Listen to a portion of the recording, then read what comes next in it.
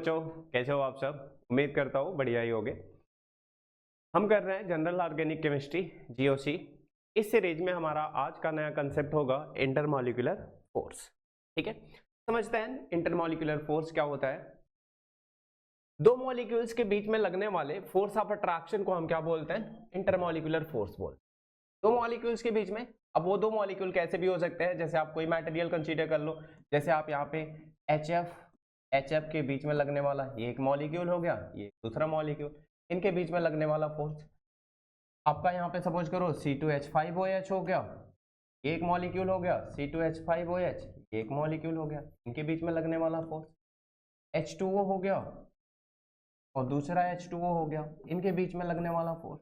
Obviously देखो, एक तो आपने पढ़ा है कि दो एटम के बीच में जो लगने वाला फोर्स होता है, यानी दो न्यूक्लियस के बीच में लगने वाला फोर्स, उसे तो हम केमिकल बॉन्डिंग बोलते हैं, जिसकी वजह से एक मॉलिक्यूल बनता है। लेकिन सारे मॉलिक्यूल एक साथ कंबाइन हो गए रहे, यानी किसी मैटर की जो स्टेट डिसाइड होती है, लिक्विड, सॉलिड या गैसियस स्टेट में होगा, कौन सा मॉलिक्यूल कितना पास होगा, किसकी डेंसिटी ज्यादा होगी कम होगी, ये बात किससे डिसाइड होती है? इंटरमॉलिक्यूलर फोर्स है, यानी ये दो मॉलिक्यूल्स के बीच में लगता है। ठीक है, तो दो मॉलिक्यूल्स के बीच में लगने वाला फोर्स है, तो ऑब्वियस सी बात है ये जो फोर्स लग रहा है इसके मैग्नीट्यूड के बेसिस पे हमने इसे कई पार्ट में क्लासिफाई कर रखा है, जिसमें सबसे पहले अगर हम बात करें यहाँ पे, तो पहला पार्ट है आपका क्या? हाइड्रोजन बॉन्डिंग, जो कि मैंने पिछले वाले वीडियोज में कवर कर दिया है, नहीं देखा आपने अभी तक तो उसे जाके देख लेना। दूसरा है आपका डाइपोल डाइपोल फोर्स, दूसरा है आपका डाइपोल डाइपोल, ठीक है। तीसरा है आपका dipole induced dipole, dipole induced dipole.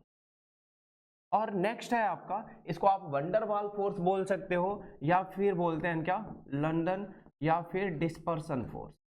तो क्या बोलते हैं? लंदन या फिर डिस्पर्सन, या इसको वंडर वाल फोर्स भी बोलते हैं, वंडर वाल फोर्स।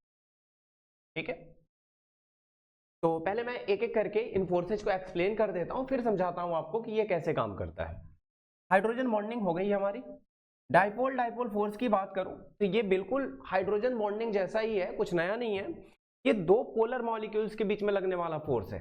जैसे आपका यहाँ पे H2O है, H2O की अगर मैं बात करूं यहाँ पे, वैसे तो ये हाइड्रोजन बॉन्डिंग इसमें होती है, लेकिन ये भी डाइपोल डाइपोल में आ जाएगा। कैसे?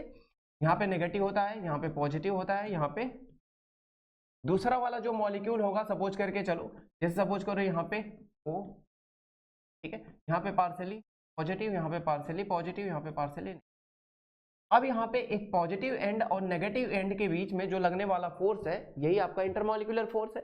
बट ये दोनों मॉलिक्यूल कैसे हैं? पोलर है। अब जब दोनों पोलर मॉलिक्यूल्स के बीच में लग रहा है फोर्स, तो हम इसे क्या बोलेंगे? डाइपोल डाइपोल फोर्स बोलेंगे। इसी तरह से और भी एग्जांपल ले सकते हो आप, जैसे HBr हो गया, HBr हो गया, यहाँ पे आता है पार्शियली नेगेटिव, यहाँ पे आता है पार्शियली पॉजिटिव, यहाँ पे पार्शियली नेगेटिव और यहाँ पे पार्शियली पॉजिटिव। इन दोनों के बीच में जो लगने वाला फोर्स है, ये आपका क्या है? डाइपोल डाइपोल फोर्स है, यानी दो पोलर मॉलिक्यूल्स। तो कहीं पे भी आपको दो पोलर मॉलिक्यूल्स मिलते हैं, यानी मॉलिक्यूल्स में पोलैरिटी मिलती है एग्जैक्टली, तो उस फोर्स को आप क्या बोलोगे? डाइपोल डाइपोल फोर्स बोलो। ठीक है, इसके बाद ध्यान दीजिएगा, डाइपोल इंड्यूस्ड डाइपोल क्या होता है? तो ये एक पोलर मॉलिक्यूल, जैसे सपोज करो ये मैंने एक पोलर मॉलिक्यूल ले लिया, ठीक है, और एक नॉन पोलर मॉलिक्यूल, एक क्या ले लिया? Non polar molecule. अब ये एक नॉन पोलर मॉलिक्यूल हो गया, ये आपका एक पोलर मॉलिक्यूल हो गया।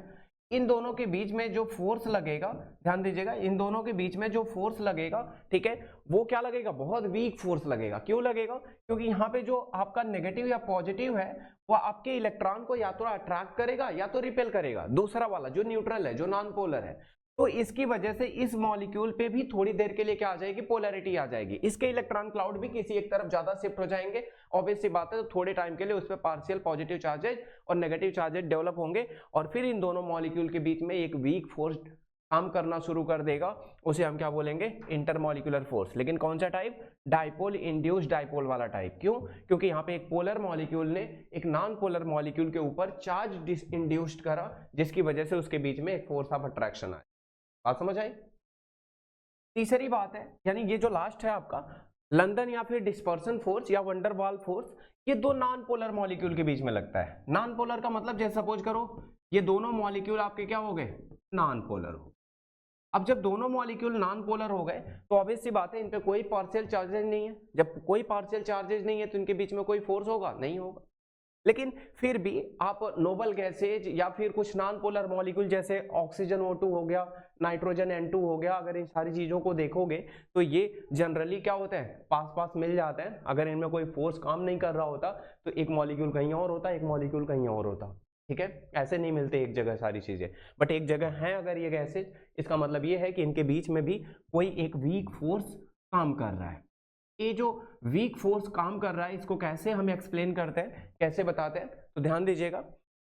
हम जानते हैं कि जो इलेक्ट्रॉन्स होते हैं वो एक जगह रेस्ट में नहीं होते, हमेशा कंटिन्यूअसली क्या होते हैं, मूविंग होते हैं। जब कंटिन्यूअसली मूविंग होते हैं तो इसका मतलब ये हुआ कि कुछ टाइम के लिए जब इलेक्ट्रॉन एक जगह से दूसरी जगह क्या हो जाए, डिस्प्लेस हो जाए, एक जगह से दूसरी जगह जब डिस्प्लेस हो जाएगा, इसका मतलब ये हुआ कि बहुत स्मॉल इंटरवल ऑफ टाइम के लिए उस पर थोड़ी बहुत पोलैरिटी जनरेट हो जानी है। यानी जिधर से डिस्प्लेस होगा उधर पॉजिटिव चार्ज, जिसकी तरफ जाएगा उस पर नेगेटिव चार्ज।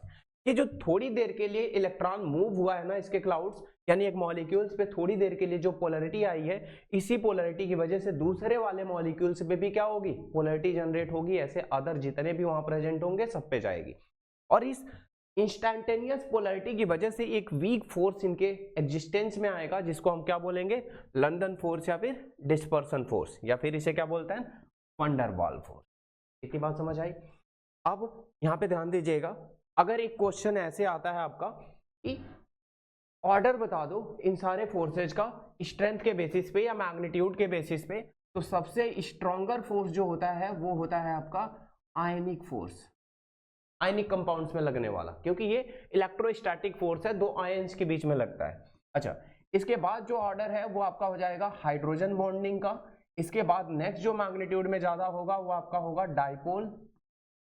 डाइपोल फोर्स, ठीक है। इसके बाद जो ऑर्डर में आएगा वो डाइपोल इंड्यूस्ड डाइपोल। इसके बाद जो आएगा वो आपका आएगा लंदन या फिर डिस्पर्सन।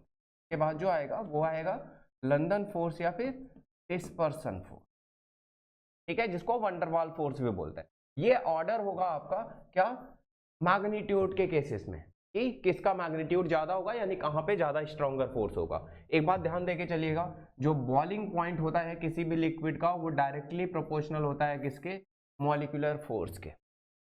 डायरेक्टली प्रोपोर्शनल होता है किसके, मॉलिक्यूलर फोर्स के। यानी मॉलिक्यूलर फोर्स अगर स्ट्रॉन्गर हुआ तो ऑब्वियस सी बात है उसका बॉइलिंग पॉइंट क्या होगा, स्ट्रॉन्गर होगा। इसका मतलब जिनमें आयनिक फोर्स होता है उनका बॉइलिंग पॉइंट बहुत ज्यादा होगा। वैसे तो जहां आयनिक फोर्स होता है वो सॉलिड स्टेट में होता है तो उनका मेल्टिंग पॉइंट होता है, फिर भी ध्यान रखिएगा जहां हाइड्रोजन बॉन्डिंग होगी ऑब्वियस सी बात है सबसे ज्यादा मैग्नीट्यूड फोर्स का यही होगा, तो बॉइलिंग पॉइंट सबसे ज्यादा यहाँ पे होगा जिनमें हाइड्रोजन बॉन्डिंग होगी। इसके बाद नेक्स्ट डाइपोल में, और फिर बॉइलिंग पॉइंट की बात करेंगे तो यहाँ पे लंदन या डिस्पर्सन फोर्स जिन मॉलिक्यूल्स में मिलता है जनरली, या तो वो गैसियस स्टेट में मिलते हैं या तो लिक्विड में भी, लेकिन लिक्विड में भी उनका बॉइलिंग पॉइंट क्या होगा, बहुत कम होगा। इतनी बात समझ आई, ठीक है। तो आज का कंसेप्ट यही खत्म होता है, मिलते हैं अगली क्लास में नए कंसेप्ट के साथ, तब तक के लिए जय।